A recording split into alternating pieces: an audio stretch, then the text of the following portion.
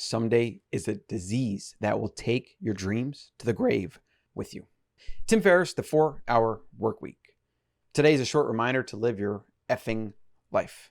Welcome to Better Human Podcast. I'm your host, Colin Stuckert. Better humans means a better world and a better future for my children, for you, for your children, for your grandchildren.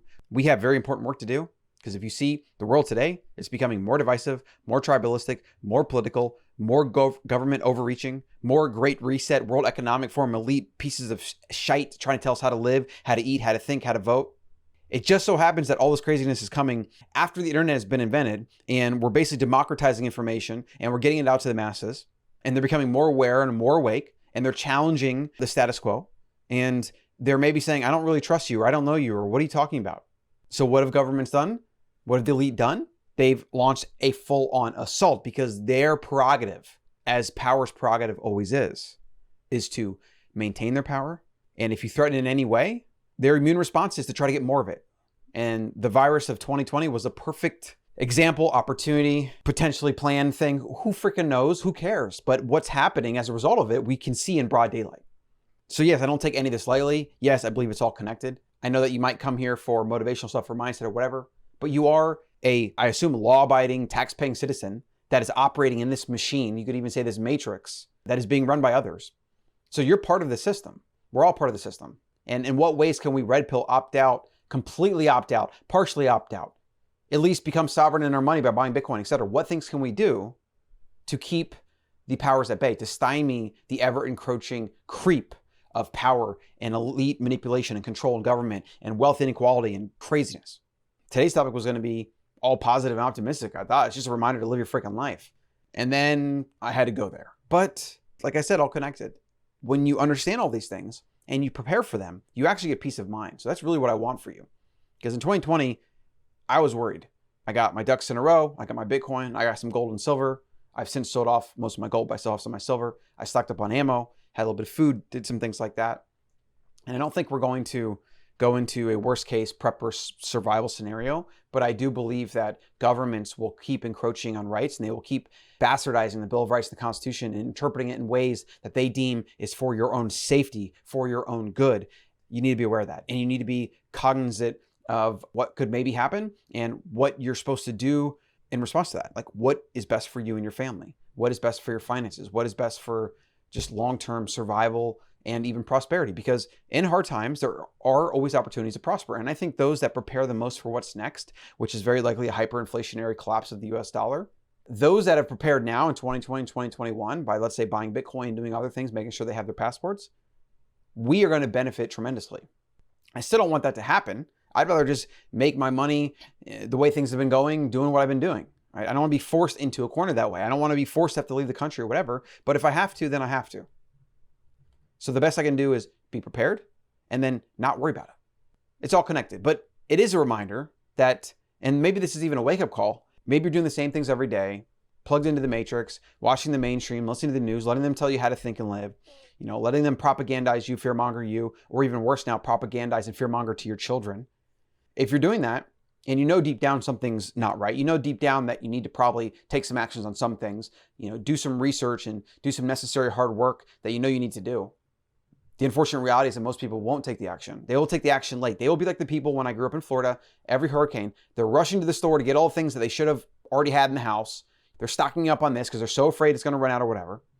They're wholly unprepared. And that's what the majority of any populace always is. Whenever there's a revolution or a regime change or the Nazis come to power, whatever, most people are unprepared. They have not thought about it. They don't leave early. They stay and they basically hush up and say, oh, it'll be okay and wish for the best. You got to plan for the worst and wish for the best, right? You need to be completely mobile and ready for the worst while also hoping that it doesn't go there. So that's my strategy.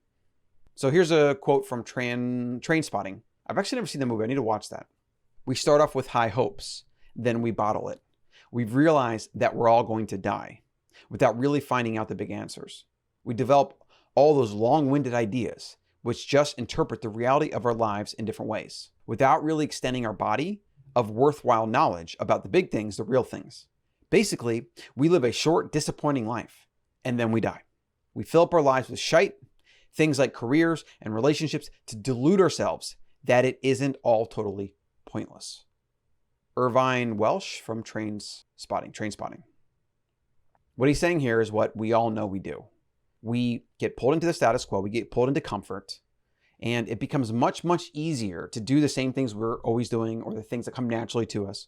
And it's much, much harder to go outside of our comfort zone, go outside of our routines and our rituals and our habits, to go outside of the things that is basically our status quo, right? We all have an average amount of weight, of diet, of nutrition, of exercise, of finance, of spending. We have all these averages that hovers around our status quo, yet we're always kind of thinking about like how to get outside that status quo, at least with the external things we have or the opportunities we have or the time or whatever. We always want more things.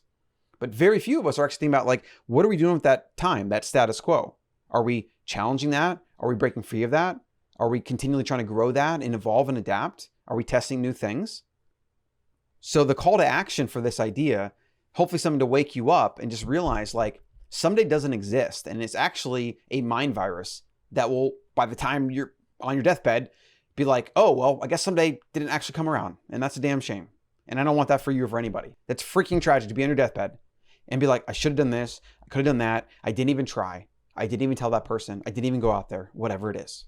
And that's actually one of the top, I think it's like top 5 or top 7 regrets of the dying is I wish I would have lived a life for myself and I wish I would have done that thing. And another one is I wish I wouldn't have worked so hard. And so a lot of, especially the older generation, it was like the corporate culture or the factory work and you show up and you work 40, 60 hours a week and your employers don't really care about you and you're expendable, whatever. And a lot of that is alive today. But we actually have this work culture in America. Again, a lot of this has to do with fiat and the fake dollars. So we won't really get into the reasons why, but we're all working more time for less financial energy and we have less happiness and like less contentment. And then we try to fill those gaps in our routine with the little bit of energy we have after we've been working ourselves to death, buying things or porn or drugs or whatever. We try to fill that and get these short dopamine highs to try to compensate for the reality that we're literally doing something we don't enjoy for the majority of our most energy throughout the day. And that's fucking tragic.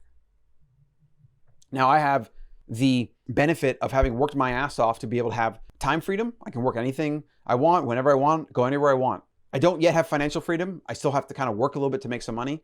I'm there, or close, I should say, and I'm getting closer every day. And for me, Bitcoin is really, I've already won. I mean, I just hold my Bitcoin and don't do anything else, and my family is set for life, right? But again, that took me 100 hours of study to understand how I could actually invest most of my net worth in Bitcoin and why that's the case, whatever. And just in case you're wondering, I use a multi-sig setup. I can't actually get access to my Bitcoin without someone else, a third party. It's very, very hard to get to it because I don't plan on spending it. So my Bitcoin is not available in any way where I can transact with it. It's actually really, really hard to get to because all I do is buy and I hold. A security warning out there in case you ever hear that. I have Bitcoin and some people get targeted by hackers or whatever, but fortunately I don't have the problem because I don't freaking have it. Like I can't get access to it. So what I want you to think about today is like someday doesn't exist. Tomorrow doesn't exist. What you only have forever is this moment. And so every time you have a thought that crosses through your mind about how you should do this or you should do that or whatever, if you don't make plans in real time to do something with that, if you don't make a system or put on the calendar or do something, it's not going to happen. And actually what you'll find is the more that you convince yourself you'll do it later or tomorrow, the more you get into that paradigm of like thinking that someday is actually this thing that exists that you can kind of go to later whenever you want, the further away it gets. And the more an illusion it is. Because your brain starts believing that all you got to do is think about something and that's you basically doing something. Except thinking about something is not doing something. Literally not at all. Your status quo is the average things you do on a daily basis. Find ways to disrupt your status quo. Find ways to do things that are completely abnormal from what you normally do, that are completely outside your comfort zone. And these don't have to be hugely outside your comfort zone. It could be like maybe saying to the barista that the coffee you get, how's your day going? Or are you in school right now? Just ask a personal question, like little things like that. Or it's called the coffee test. I think it was Noah Kagan that recommended this. You go up and ask for a discount. Say, hey, can I get a discount on the coffee? Can I get like 10% off?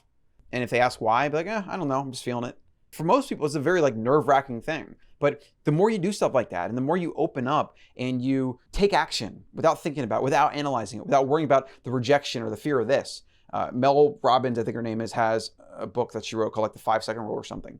It's this idea that anytime you have an urge or thought to do anything, you basically say 1, 2, 3, 4, 5, go, and you don't think about it. You just act within 5 seconds. And I guess you like develop that into a life philosophy. And what's great is you turn something like that into an actual habit. If you turn something like action taking, the second it comes to mind, without actual worrying about it or thinking about it, that can become your status quo. If that becomes your new status quo, then every day you're getting a little bit better. Growth has started, and you can grow, and that can lead you to a bunch of other things, new opportunities, new ways of living, of thinking. I mean, just things you can't even fathom, right? That's why growth, action taking is the most important thing. You're either kind of growing and learning and adapting and evolving, or you're devolving, dying slowly.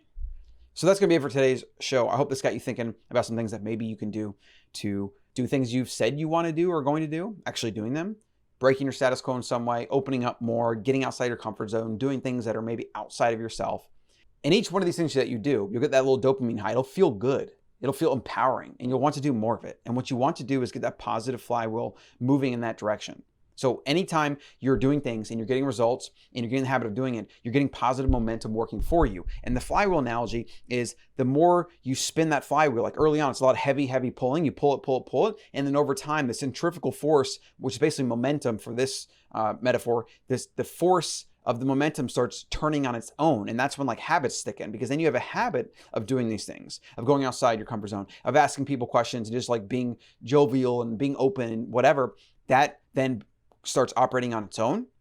And then from there, it's just like, just wake up every day and you're growing and you're developing. Then before you know it, in a year, 2 year, maybe 5, whatever it is, you have a completely different life and you're a master of your destiny. Get in the Better Human newsletter over at Colin.coach to get the updates and the weekly newsletter. And I'll see you in the next one.